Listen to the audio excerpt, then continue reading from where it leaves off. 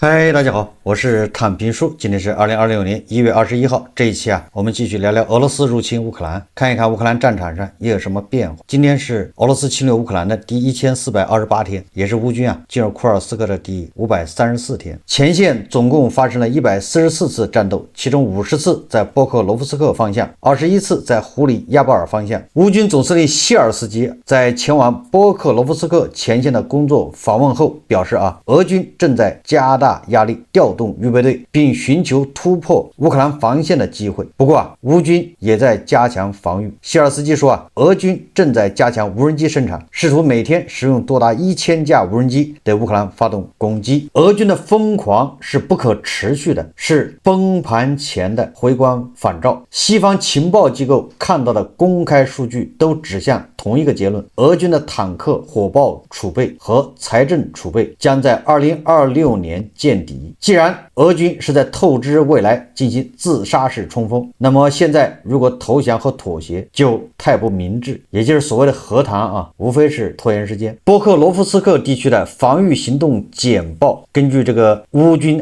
第7空降突击军的说法，说敌人正试图分批渗透到该市北部，就是铁路线以上。乌克兰军队正在阻止他们。工业区，这是他们在聚集区中的优先目标之一。米尔诺赫拉德战斗仍在城市北部继续。过去1周，俄军在诺沃赫罗基夫卡附近集结装备，准备继续进攻，特别是对米尔诺赫拉德上城区的进攻。乌方部队正在积极侦察并摧毁这些装备。在上1周1周之内，370名俄军被击毙击伤，86辆汽车被摧毁，270门火炮和自行火炮被摧毁，近1400架攻击无人机被摧毁。由于损失惨重，敌军计划在1月底前分阶段补充人员，这是在红军城方向的一些情况。那么在这个库皮扬斯克呢，乌军的叫宪章旅搜捕队控制了库皮扬斯克市中心和议会大楼。与此同时，第4营侦察打击群士兵继续清除城内残留的俄罗斯占领者。也就是说这个库皮扬斯克零零星星渗透进来的俄军士兵正在遭到围剿。乌克兰武装部队总参谋部发布1月19日凌晨，乌军袭击了卢甘斯克地区索罗基内一处俄罗斯无人机存储点，摧毁了隶属于俄第144摩托化步兵师的仓库。更新评估确认，乌军此前对克拉斯诺达尔地区图阿普谢炼油厂的袭击损坏了燃料码头的设备，对比尔格莱德地区奥斯科尔石油供应基地袭击导致1个储油罐被毁，6个储油罐受到严重损失。另外由自由电台分享的最新卫星图像显示，在乌克兰海面无人艇海宝贝袭击新罗西斯克港35天后被击中的俄罗斯潜艇仍未移动。也就是大家记得吧，1个月前呢，乌军用无人艇创造了记录这是世界海军历史上的记录，就是用无人艇摧毁了这个俄罗斯在黑海舰队的一艘基洛级潜艇。当时俄罗斯矢口否认说根本就没有炸到，炸到的是海岸。结果通过卫星监测被击中的俄罗斯潜艇仍未移动，也就是35天，它这个潜艇就在这儿一直没动，没挪窝。这说明什么问题呢？就是被炸坏了。俄罗斯国防部此前宣称该潜艇完全未受损，但1月19日拍摄的图像显示其仍停靠在原码头，没挪窝。35天不挪窝那不可能，所以说只有一种解释，这个潜艇受到了严重的损坏。乌克兰无人机系统部队在1月17日至19日期间，在新成立的纵深打击中心协调下，成功袭击了俄军多个军事及后勤目标。经确认的打击成果包括卢甘斯克地区1套 S-300 发射装置、1套朝鲜制的 M1991 火箭系统、3处俄军后勤使用的铁路电力变电站，以及顿涅茨克地区被占领的第51集团军2处无人机存储点。乌克兰国家安全局旗下的阿尔法特种部队精锐中心表示，其在2025年发动的远程打击共摧毁或瘫痪价值约40亿美元的俄罗斯防空系统，打击目标包括 S-300、S-350、S-400、山毛榉、铠甲和道尔等防空系统。此外，还包括关键雷达和预警传感器，价值40亿美元的就被这个阿尔法特种部队给摧毁。就在19号乌克兰无人机部队还摧毁了一套价值4000万美元的俄罗斯地空导弹发射器。第412复仇女神无人机旅摧毁的 9AB4 型车辆是 S-300防空系统的一部分。尽管这辆重达47吨、装载着制导导弹的车辆远离前线，但仍被一架中程无人机摧毁。也就是你躲在俄罗斯什么地方都有可能被乌军找到予以摧毁。价值4000万又成了废铁。俄乌双方对对方的能源基础设施这个打击也是从未中断首先是俄罗斯加大了对乌克兰这个能源设施的袭击，导致超过33万户家庭断电。这个还是首都基辅路透社报道乌克兰私营能源公司星期二说俄罗斯夜间空袭导致基辅数十万户家庭在严寒天气下断电断暖，而室外温度低至零下15摄氏度。目前已有16万2千户家庭恢复供电，但仍有17万3千户家庭断电。乌克兰副外长贝查说基辅现在几乎一半的地区都处于停电状态。泽连斯基说俄罗斯连夜出动300多架无人机，并发射大量的弹道导弹及巡航导弹袭击乌克兰。那么乌克兰对俄罗斯的这个能源基础设施打击呢，也同样的绝不手软。乌克兰无人机在俄罗斯沃罗涅日变电站打卡，效果相当明显。当天晚上，沃罗涅日的当地居民马上就体验到乌克兰人民在无电无暖、冰天雪地的生存。由于这个室内停电停暖，这些俄罗斯人呢只好到这个广场上找这些木柴在那燃起篝火取暖。这是城里面只能这样，要不然怎么取暖呢？没有电，没有暖气，那屋里面多冷屋里面也不能生火，所以只能在广场上这个10来个人一群在那儿烤火。俄乌两国人民都受煎熬。昨天咱们节目说了这个对乌克兰的这个能源设施摧毁实际上考验了这个乌克兰老百姓的这种抵抗的决心。确实这么冷，而且双方这个打击恐怕短时间很难停下来。为什么呢？根据媒体报道说泽连斯基会见了马柳克。泽连斯基说瓦西里马柳克汇报，我们正在继续为针对俄的非对称军事行动做准备，乌克兰安全局和其他国家机构所有必要资源均已到位。这个新闻自少事大。首先这个马柳克他就是去年对吧蛛网 2.0 行动的策划，一下干掉俄罗斯好几架这个战略轰炸机损失几十亿美金，让这个俄罗斯让普京恨得牙痒痒。第二个，这个马柳克他已经不是安全局局长了，泽连斯基前一阵子把他撸下来，但是马柳克在安全局里面位置很重要，还是所有的这种重大的行动还是马柳克抓。你看泽连斯基把马柳克叫来汇报，说明什么对吧？我隐隐约约感觉到这个泽连斯基也是迫于无奈，必须把马柳克在那安全局局长的位置给他换下来，但是任务还得由他来干，因为这个人是个人才但是出于政治斗争对吧，一些帮派政治派别的一些斗争，那马柳克恐怕干安全局局长是不行了，这么一个逻辑但是对吧，安全局局长是马柳克的一个下属上来当安全局局长，马柳克直接负责这些大的行动。所以我觉得某种程度上泽连斯基把马柳克从安全局给换下来，目前看应该是保护他，让他专心的是吧去执行这些特别任务，不受干扰。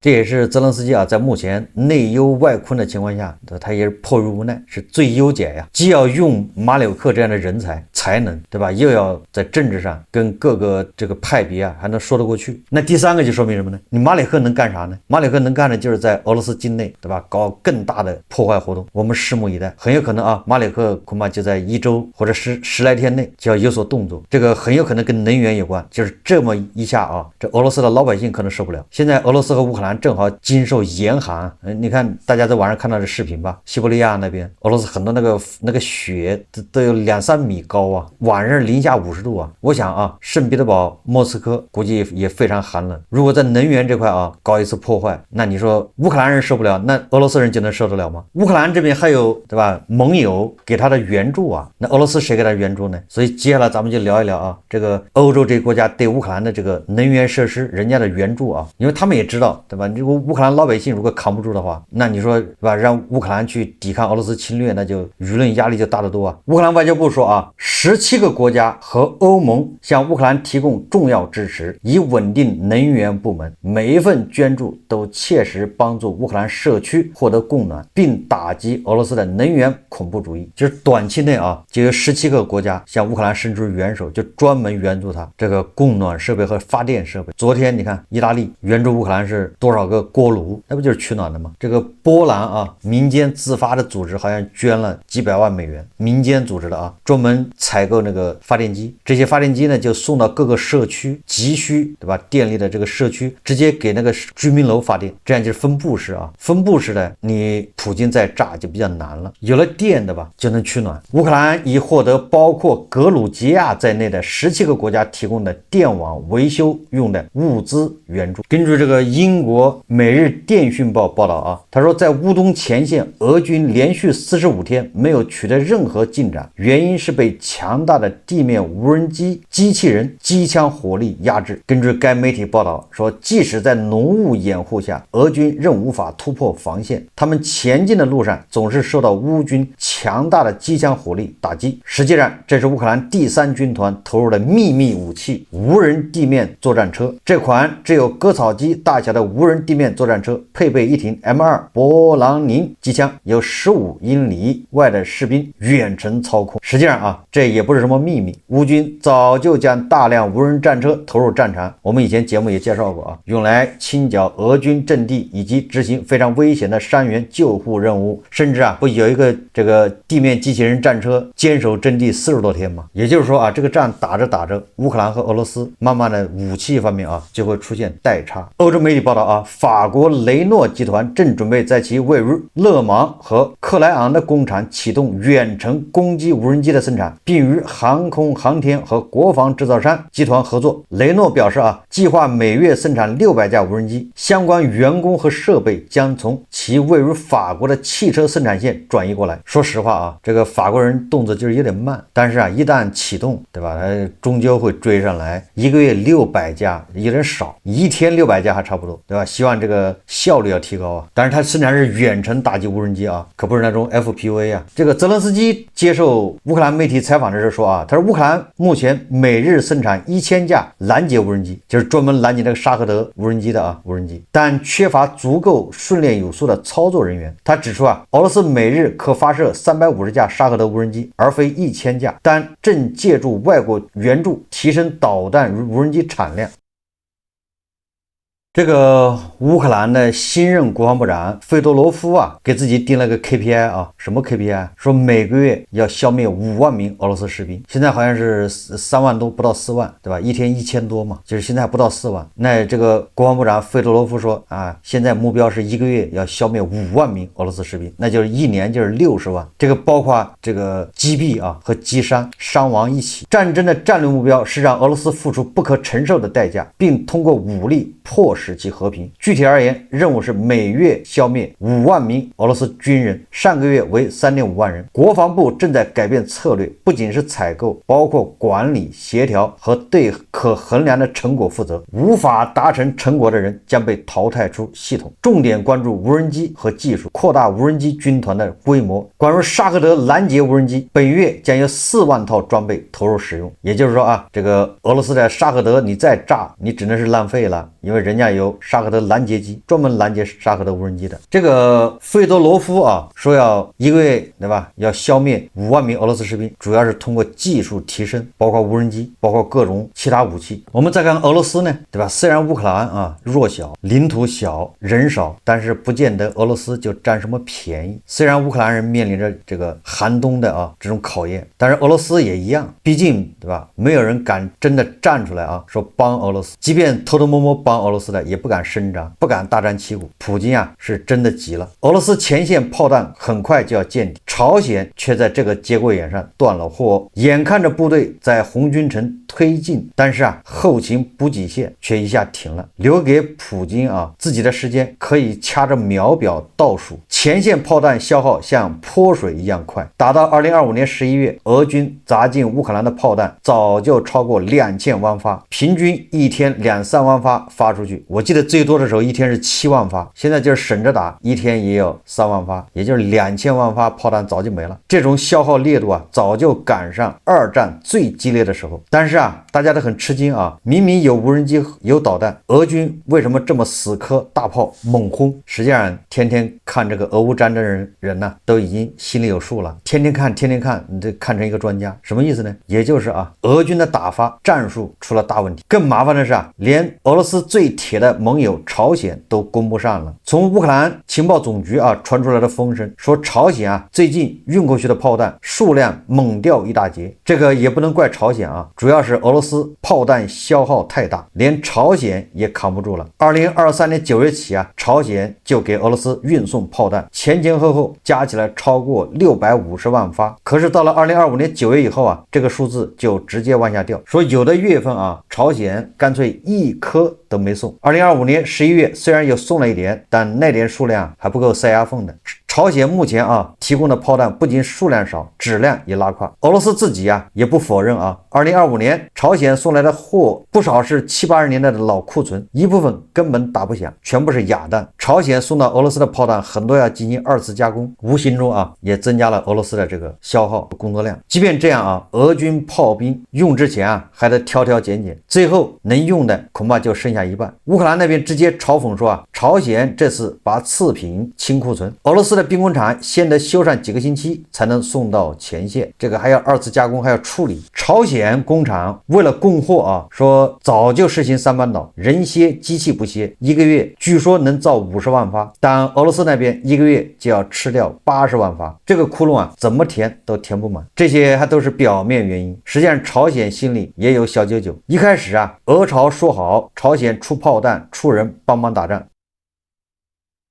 俄罗斯给朝鲜先进的技术，核武器和导弹，是吧？这个绍伊古去谈的嘛，全面战略合作伙伴，那都是硬技术，对吧？还有战斗机啊。但是2年过去了，俄罗斯光答应不见动静，朝鲜想要的苏35战机没有影子，想学的导弹技术也没有下文。更让朝鲜憋屈的是，自己派去帮忙的人有了伤亡，俄罗斯呢也只会说感谢的漂亮话，但是合同所约定的金额、佣金、报酬、抚恤金却拖拖拉拉的不愿支付。那朝鲜人家也不是傻子，你这个自己哐哐哐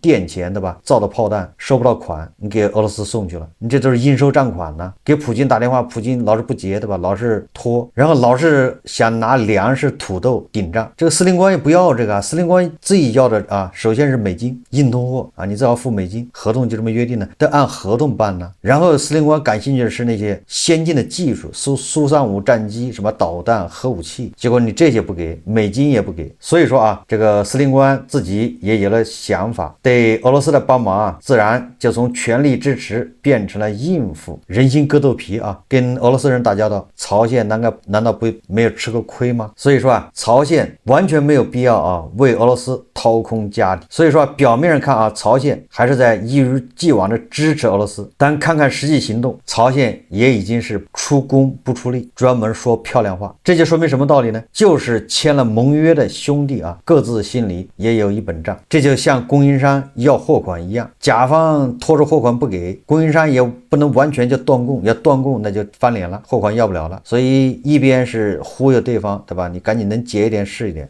甲方就忽悠这个供应商，你先送点过来，不就这意思吗？下次一把结，好兄弟。这个也不能怪地保老人啊，地保老人确实他没有美金，好不容易那个石油天然气送出去了，美金很少，对吧？受到美西方的制裁，这个地保老人都拿央行的黄金去换，所以说对他来说美金非常宝贵。粮食倒是有，土豆对吧？小麦可以送点过去。至于什么核技术、战斗机的技术，那玩意能随便给人吗？那个技术对吧？万一让人瞧出来了，并不那么先进，那都不好啊。所以这玩意坚决不能给人啊。所以说地保老人有地保老人的难处。我们再看看这个达沃斯论坛啊，本来泽连斯基要参加达沃斯论坛，而且还有演讲。当然了，最主要的不是演讲，他是要跟特朗普会面先说是要签这个安保条约，后来又改成说安保条约先不签，要去美国再签，先签什么呢？8000亿的这个战后重建。总之我在以前也说了这个不到签字，不到国会批准，这个特朗普他都有变化的可能。果然我看乌克兰媒体报道泽连斯基已经取消了去达沃斯论坛发表演讲的这个计划。根据乌克兰媒体报道，在俄罗斯夜间发动大规模袭击后，泽连斯基留在基辅处理能源问题，取消了在达沃斯经济论坛的演讲。实际上这个大家都知道一定是跟特朗普的会晤出了问题，双方达不成，这个会晤也就不那么重要了，也就是特朗普又变卦了这个特朗普在这个达沃斯据说要见这个普京的特使德米特里科耶夫所以这个特朗普还在变化之中这个人说的话不能信，得看他做什么。他现在特朗普突然突发奇想，他要成立一个什么和平委员会。我也看了一下他这个和平委员会是什么意思就是就类似于一个新的跟联合国没关系。这个特朗普当这个和平委员会的这个秘书长还是主席而且好像那个终身的意思他控股。然后这个你参加和平委员会的这些国家出10亿美金，成立一个这么样的一个组织。然后他邀请你邀请了谁呢？邀请了法国、英国、德国这些国家，关键邀请了大国，还邀请了俄罗斯，还邀请了白俄罗斯，还邀请了阿根廷，还邀请了乌克兰。这个马克龙直接回话说不感兴趣，还有更多的国家都不感兴趣，但是不好意思直接拒绝，还在观望。但是这个据说什么英国德国都已经表态了不参加，马克龙是第一个表态不参加的，所以这个特朗普就恨他，准备对法国的这个什么香槟酒法国的红酒加征200%的关税，对吧？让他知道这个税王的厉害。然后这泽连斯基就说了说我也收到了，但是你说这不是难为人吗？和平委员会里面有俄罗斯还有白俄罗斯，那我再加入乌克兰再加入，那说咋回事怎么处理我看大国好像还没表态，这个特朗普可以想一出是一出我觉得特朗普不去搞电诈那真是屈才了，这不就是电诈吗？对吧？这来参加的成员国一个国家给10个亿美金，完了他来当主席，他这想的还挺美完了他这个是首先用在加沙在加沙开发赚了钱，大概是这个委员会的吧，你那个给人感觉好像是利益均沾，对吧？大家都有好处。我看目前就是普京最感兴趣，普京愿意掏这10个亿，对吧？普京就愿意特朗普带他玩，这样显得自己有身价，是大国能上桌就这意思也就是普京为了上桌根本就不在乎了。我看了一下，欧洲国家是不打算跟特朗普玩，最后不知道特朗普能带哪几个人入伙。我看有媒体报道这个特朗普又盯上了这个迪戈加西亚岛。英国在2024年10月3号就宣布把那个迪戈加西亚岛附近一个群岛整个的移交给毛里求斯，主权就像是还给人家。这本来是按照国际法对吧？按照这个合约按照协议人家执行。结果特朗普说英国是神经病，极其愚蠢，绝对软弱的表现。从这个特朗普在这个格陵兰岛还有迪戈加西亚岛这个上面的表现看确实越来越符合很多人的猜测。他这么干的目的就是把水搅浑，就是为普京打掩护，就是想在西方国家制造分裂，对吧？首先北约内部分裂，然后他想让欧洲分裂，就这么个作用，给普京减轻压力。确实他现在这个至少客观上起到这么个作用，主观上是不是咱不好说，客观上确实为普京减轻了压力。一位英国议员在一段措辞激烈、迅速走红的抨击视频中，将特朗普斥为国际黑帮和美国有史以来最腐败的总统。特朗普总统行为就像一个国际流氓，他威胁要践踏盟友的主权，威胁要彻底终结北约，现在又威胁说除非他得到格陵兰岛，否则就要对我国就是英国和7个欧盟盟友征收耸人听闻的破坏性关税。自由民主党领袖爱德华·乔纳森代为爵士说道，这对英国、欧洲乃至全世界来说都是一个极其严峻的时刻。他继续说道，美国总统在没有任何挑衅和理由的情况下攻击我们的经济、民生和国家安全。特朗普将英国企业和就业置于其无端侵略的最前线。我在前2天节目就说了，伊朗的那位叫老和尚，美国的这位叫老流氓，当老和尚怼上老流氓，没错你看人家英国人就说特朗普是老流氓嘛，国际黑帮国际流氓不过这个欧洲也没客气这个冯德莱恩说欧盟决定永久冻结俄罗斯资产并保留使用权。当地时间20日，欧盟委员会主席冯德莱恩在瑞士达沃斯发表讲话说欧洲需要一种紧迫感，同时，欧洲已开始推动国防开支激增，欧洲正参与争夺面向未来的关键技术竞赛。此外，冯德莱恩称，欧盟决定永久冻结俄罗斯资产，并保留使用这些资产的权利。至于欧洲怎么跟特朗普在格陵兰岛上比划，这个不太好说。据说特朗普抛出个新的方案，叫99年租赁，他要租这个格陵兰岛，具体情况对吧？还看特朗普下一步。但是他确实在这搅浑水，他在为普京打掩护。但是随着欧洲这个步子越来越快，特朗普就是在这掩护也没用，普京确实也支持不下去了，欧洲人的底气也越来越足。毕竟现在2/3的情报是由法国人提供，对吧？这些武器炮弹，欧洲人自己在解决。从特朗普说乌克兰没有排打，实际上渐渐的过渡到美国没有排打，也就是他要挟绑架不了乌克兰了，对吧？到现在为止美国给乌克兰的援助那是微乎其微，越来越少。再过个半年，真的是有没有美国都不重要了。那时候特朗普还拿什么来要挟泽连斯基投降呢？那个时候恐怕普京一看这特朗普也没有什么利用价值了，也就对他不客气了。至于马里克将在俄罗斯境内搞出什么动作，我们拭目以待。好，这期节目咱们就聊到这里，感谢大家收看。如果喜欢我的节目，欢迎订阅转发，也可以在下方留言评论，谢谢大家。